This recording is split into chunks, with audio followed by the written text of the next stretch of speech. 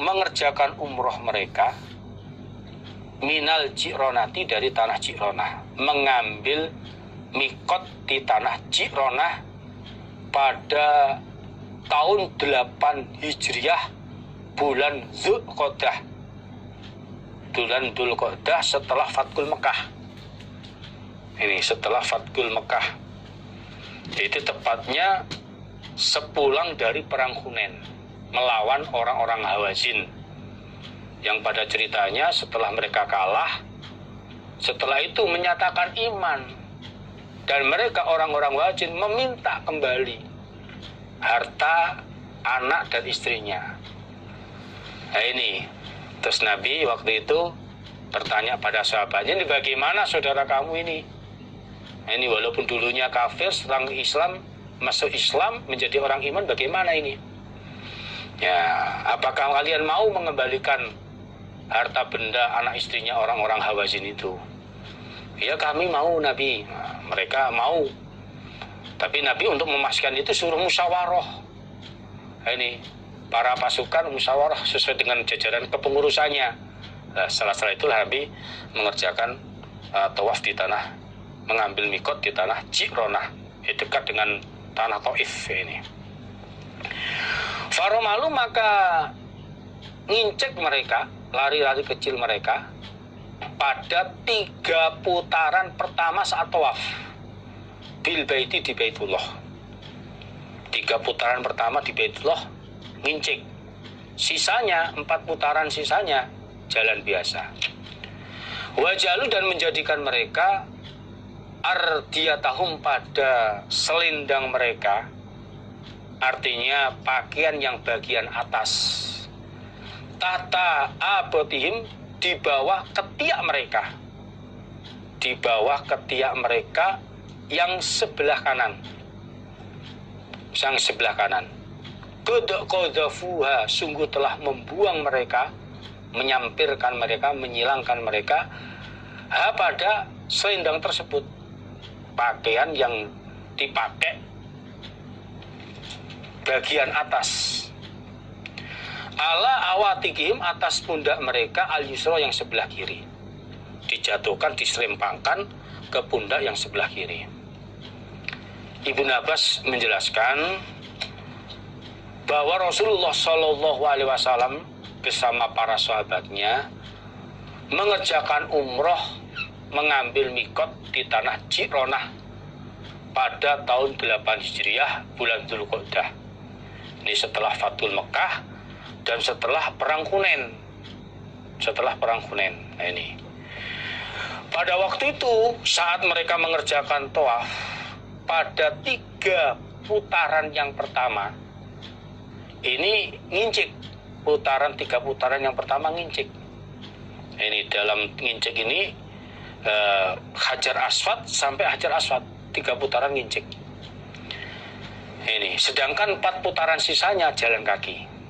Nah, saat mereka tawaf, pakaian yang bagian atas, selendang bagian atas, mereka jadikan di bawah ketiak, ketiaknya yang sebelah kanan, sehingga bahunya yang sebelah kanan kelihatan.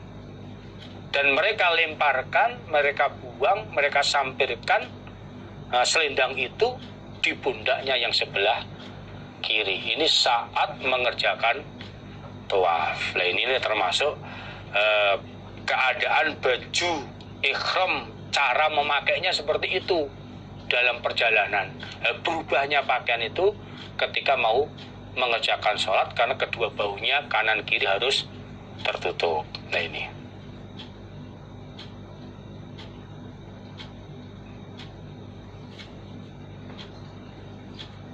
Adapun ketika melaksanakan sholat, maka kedua pundak harus tertutup.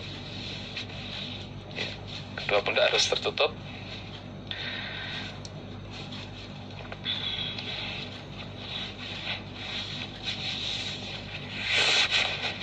Ya, praktiknya seperti ini, sehingga kita bisa sholat dengan tetap menjaga aurat.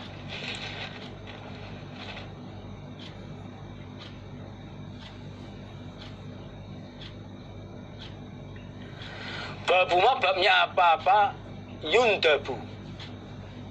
Yundabu diperbolehkan atau dianjurkan apa ma lil mukrimi bagi orang yang ikram. Saya ulangi, yundabu dianjurkan atau diperbolehkan lil mukrimi bagi orang yang ikram wa ghairi dan selainnya orang ikram. Opo, nah ini failnya di belakang. Opo qatluhu membunuh ma bayanya rupanya ma minat dawabi, itu baknya kurang tasdid. Minat dawabi dari hewan, dari binatang yang merayap, yang melata. Fil hilli itu hak, titiknya mungkin kecipratan itu dicoret titiknya, yang benar hak. Fil hilli di dalam tanah halal, wal harami dan tanah haram. Bab ini menjelaskan bahwa orang yang ikhram maupun yang tidak mengerjakan ikhram diperbolehkan membunuh hewan melata, hewan yang merayap di dalam tanah haram maupun di tanah halal. Di dalam tanah halal maupun di tanah haram. Itu hewan apa yang boleh dibunuh? Nah ini, hewan apa yang boleh dibunuh saat ikhram maupun tidak? Baik hewan itu berada di tanah halal maupun di tanah haram. Hewan apa saja yang boleh dibunuh? Wa hadatsana Abu Bakar, wa hadatsana bercerita pada kaminya Muslim, sopo Abu Bakar Ibnu Abi Saibah hadatsana Gundar an Subah. Wa hadatsana Ibnu Musana wa Ibnu Basyarin, qala keduanya hadatsana Muhammad Ibnu Ja'far hadatsana Subah qala sami'tu Qatadah yuhaddisu an Sa'id bin Musayyab an Aisyah radhiyallahu anha anin Nabi sallallahu alaihi wasallam. Ana khususnya Nabi iku qala bersabda, siapa Nabi? Khamsun lima fawasikun, beberapa hewan fasik. 5 hewan fasik. Dikatakan fasik karena hewan tersebut banyak mudorotnya, membahayakan, merusak yang lain. Yuqtalna diperbolehkan dibunuh apa 5 hewan tersebut fil hilli di dalam tanah halal wal haram dan tanah haram. Nabi bersabda bahwa ada 5 hewan fasik yang banyak mudorot bahayanya, diperbolehkan, boleh dibunuh di tanah halal dan di tanah haram. Yaitu yang pertama rupani al-hayyatu, ular. Yang kedua wal gurab dan gagak. Al-abqa'u yang belang, belontang, punggung dan perutnya ada warna putihnya. Ini agak belang. Burung gagak yang di punggung dan perutnya ada bulu yang berwarna putih. Wal fa'ratu dan tikus. Tikus besar atau tikus kecil, pokoknya tikus. Wal kalbu dan anjing, al-akur yang melukai, jahat. Ini. Dan yang kelima wal kudaya dan burung elang. Ular, burung gagak, tikus, anjing dan burung elang. Burung elang ini boleh dibunuh saat berada di tanah halal maupun di tanah haram. Wa hadatsani dan bercerita padaku sapa Zuhair, akunya Imam Muslim, Ibnu Harbin wa Ibnu Abi Umar jami'an an Ibnu Yainah, qala berkata siapa Zuhair. Lafat hadatsana Sufyan bin Uyainah. Sufyan bin Uyainah itu ainnya di dhammah bukan fathah. Uyainah. Ani Zuri an Salim an Abi radhiyallahu an Nabi sallallahu alaihi wasallam. Qala bersabda siapa Nabi? Khamsun 5 hewan. Iku la junaha tidak dosa alaman atas orang qatalahunna yang membunuh siapa orang guna pada 5 hewan tersebut. fil haram, di dalam tanah haram, wal ikram, dan di waktu ikram. Ini ada 5 hewan tidak dosa, nggak apa-apa bagi orang yang membunuhnya, baik itu di tanah haram maupun dalam keadaan ikram. Berarti terlebih lagi di tanah halal tidak ikram, malah lebih boleh lagi. Di dalam tanah haram dan waktu ikram aja boleh. Yaitu al-fa'ratu pertama tikus, wal akrob dan kalajengking, skorpion, wal gurab dan gagak, burung gagak, wal khidda'atu dan burung elang, wal kalbul akur dan anjing yang melukai. Anjing yang melukai, karena ini hewan fasik, baik kecil maupun besar, itu membahayakan, memudorotkan yang lain, maka boleh dibunuh. Tikus, kalajengking, skorpion, gagak, burung elang, dan anjing yang melukai. Nah, ini hewan-hewan boleh dibunuh di tanah haram maupun dalam keadaan ikram. Apalagi di tanah halal tidak ikram, malah diperbolehkan, tidak apa-apa.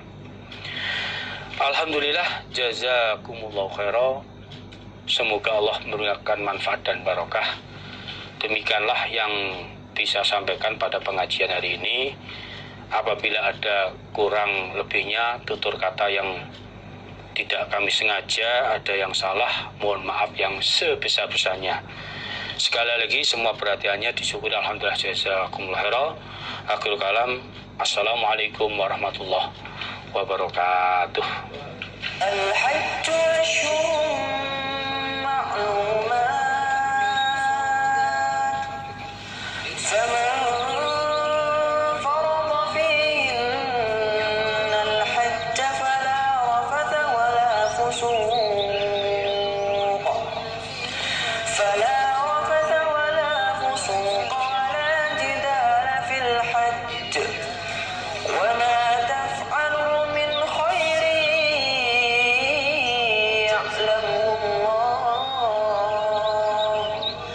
وتزودوا فإن خير الزاد التقوى واتقوا